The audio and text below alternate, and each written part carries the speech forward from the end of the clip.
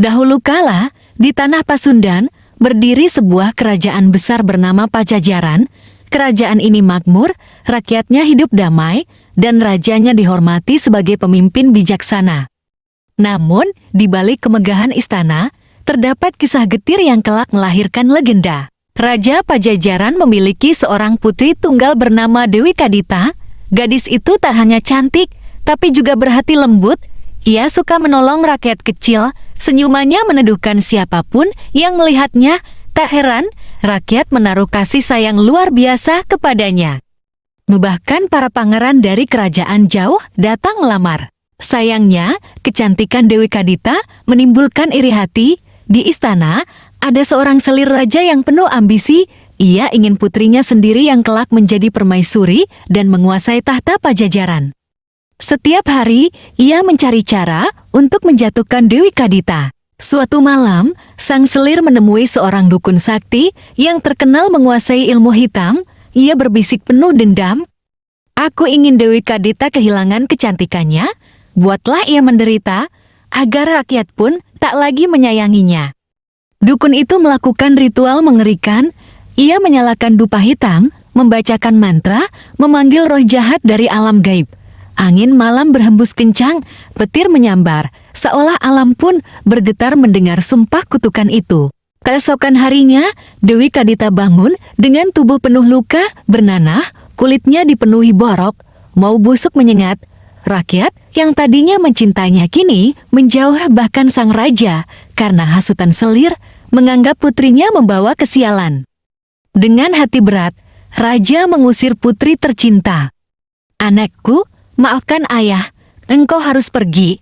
Kerajaan ini tak lagi bisa menanggung kehadiranmu." Tangis Dewi Kadita pecah, namun dengan tabah, ia meninggalkan istana yang sejak kecil menjadi rumahnya. Dewi Kadita berjalan seorang diri. Ia melewati hutan-hutan lebat yang penuh binatang buas. Ia mendaki gunung yang dingin diselimuti kabut. Ia menyeberangi sungai yang deras. Setiap malam, ia tidur di tanah beralaskan dedaunan, ditemani cahaya rembulan. Tubuhnya semakin lemah, namun hatinya terus berdoa. "Ya Tuhan, jangan biarkan aku binasa tanpa makna. Jika bukan di bumi tempatku, mungkin ada takdir lain bagiku." Hari-hari berlalu, sampai akhirnya ia tiba di sebuah pantai luas. Lautan itu begitu perkasa, ombaknya bergulung tinggi, anginnya berhembus kencang. Itulah Samudra Hindia yang kelak disebut orang Jawa sebagai Laut Selatan.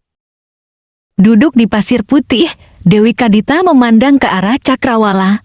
Langit sore memerah, matahari tenggelam perlahan, dan ombak seolah menyanyikan lagu kesedihan. Ia menutup mata, berdoa.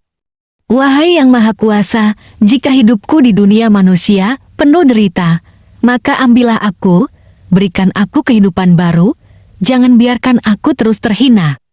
Saat itu juga, ombak besar datang menyapu tubuhnya.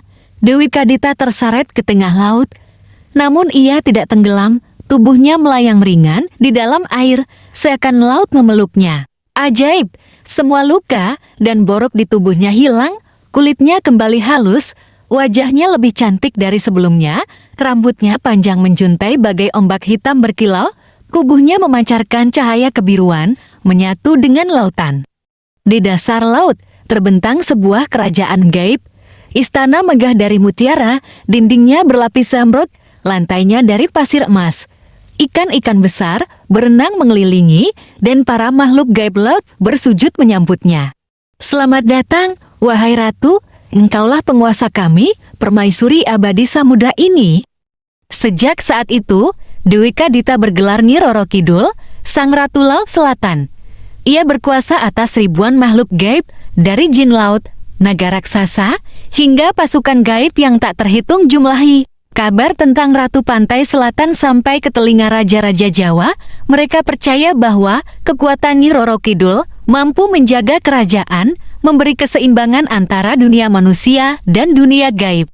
Konon, beberapa raja menjalin hubungan gaib dengannya, terutama raja-raja dari Mataram hingga Yogyakarta. Sebuah kamar khusus di Keraton Yogyakarta bahkan diyakini menjadi tempat persinggahan Nyi Roro Kidul jika ia datang berkunjung. Rakyat pun menghormatinya.